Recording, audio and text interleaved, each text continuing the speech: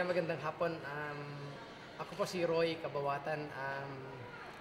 Nagsimula po ako dito sa Wellington since 1995. Nagsimula akong isang computer programmer, computer professional. Tapos nagsimula po akong magtrabaho sa mga different multinational companies which is yung ANZ, IBM, Telecom. Tapos after 15 years na pag-isip-isipan ko na subukan mag-business. So, yun, nagsimula kami ng isang parang sari-sari store dito which is a Filipino shop supplying yung mga Filipino supplies natin.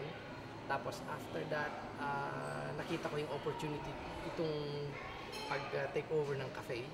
Tapos now we are serving yung mga continental food. Tapos nagsaserve na rin kami ng Filipino dishes kasi sinabihan kami ng mga Filipinos dito na we need to serve yung mga tapsilog, longsilog, yan yung mga meals natin.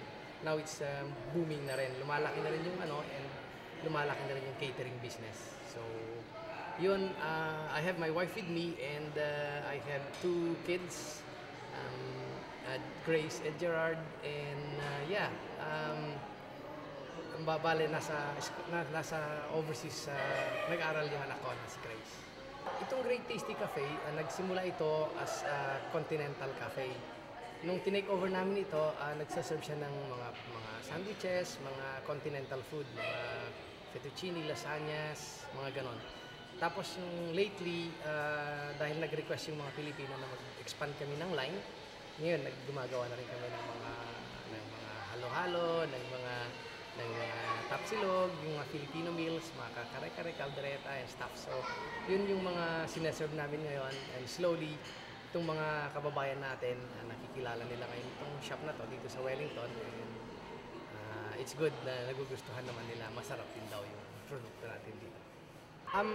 Actually, nung sinimulan namin ito, it was a bit challenging because yung nagsimula kami sa Continental. So, kung isipin mo, ang kabisado natin is yung Filipino side. So, with the help nitong asawa ko, si Malu, maayos yung pagkakagawa ng business. So, I take responsibility dito sa front.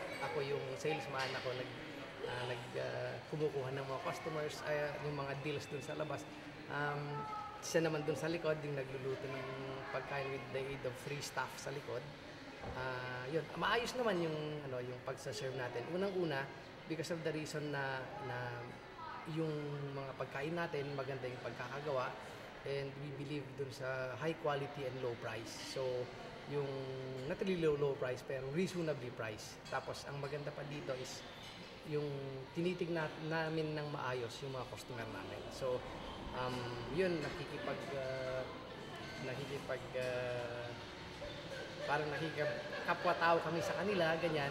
And yung we know them by name, kilala namin sila sa pangalan, we memorize their orders, tapos parang nagiging komportable na sila sa amin ngayon. So, medyo repeat business na lang. So, sa ngayon, ang nakikita kong key are yung tatlong yun lang. So, at saka yung hard work, and yun, yung dapat you have to be warm with them. So, yun lang.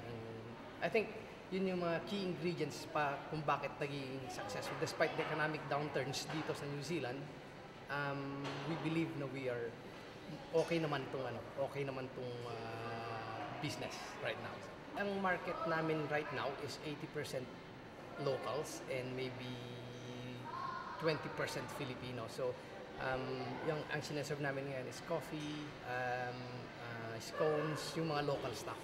Tapos yung mga sandwiches, mga cakes, mga ganyan. Tapos may mga fritatas, very continental ngayon. Pero ang nakita nila talaga sa amin is maganda yung paggawa ng produkto. That's the key. So, ang sabi nga nila dito, iba yung pagkakagawa ng mga pagkain. Ibig sabihin, makikita nila na may pag-breakfast dito at saka breakfast sa kabilang shop.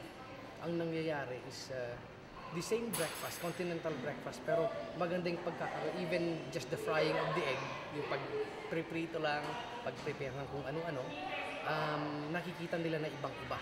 talagang ang sabi nga nila dito, yung mga chef daw, yung mga nagluluto, talagang ibinibigay nila yung puso nila dun sa ginagawa nila. So makikita nila. At sa nangyaring yon, dumadami ang mga catering opportunities namin. In fact, yung MSD dito, Ministry of Social Development, we actually won yung catering contract sa kanila. So ang nangyayari, lumalaki ANZ, sometimes nagbubuk sila ng mga breakfast nila dito, even from malalayong lugar. So parang maganda.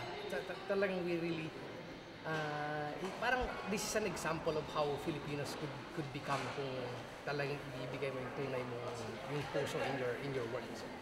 In fact, yung Filipino breakfast natin, yung tapsilog, longsilog, tosilog, yun, unti-unti because yung itong mga tao nga is, itong mga locals, itong mga Kiwis, medyo komportable na sila sa amin. We have the leverage na parang i-offer yung susubukan niyo itong Filipino breakfast, ganyan, ito, ganito, beef to. So gumawa ako ng isang parang presentation na parang may literature ba, na ano ang tapsilog. So in-explain doon yung kung ano ang tapsilog. Tapos habang kumakain sila ng continental, in-explain ko rin sa kanila. Tapos pag unti-unti na gustuhan na nila yung yung mga tapsilog, yung mga tosilog kasi talagang masarap yung pagkakagawa at saka they are used to yung parang bland yung pagkain nila dito, hindi masyadong so yun. Nagustuhan naman nila din yung mga locals, regularly na silang kumukuha ng mga yung caldereta, most especially yung they call it beef stew na ibang-iba daw. So masarap daw. So yun, paulit-ulit naman na sila dito. So, actually high time yun na pupunta si Pinoy dito kasi actually ngayon dumadami ang mga migrant Filipinos dito. So unti-unti parang pumapasok tayo sa ekonomiya ng New Zealand. So nakikipag-interact tayo sa economic activities ng bansa. So ang nangyayari sa atin ngayon is ang nakikita ko, just to introduce anyway, just for your information, I got tasked to be, ako yung magiging Business Development Director ng New Zealand Philippine Business Council, and na-task din ako na maging head ng Wellington Region, papunta dun sa South Island. So, yun nga, ang pagpunta ni Pinoy dito is mag-encourage sa amin dito na mag-generate ng mga businesses, ganyan. At the same time, it's an eye-opener also na para bang ang pagpunta niya dito, maraming malalaman ang mga nandito sa New Zealand about yung mga nasa Pilipinas na kung ano na yung mga import activities, yung mga business activities doon sa Pilipinas. Tapos yung mga ginagawa rin namin dito.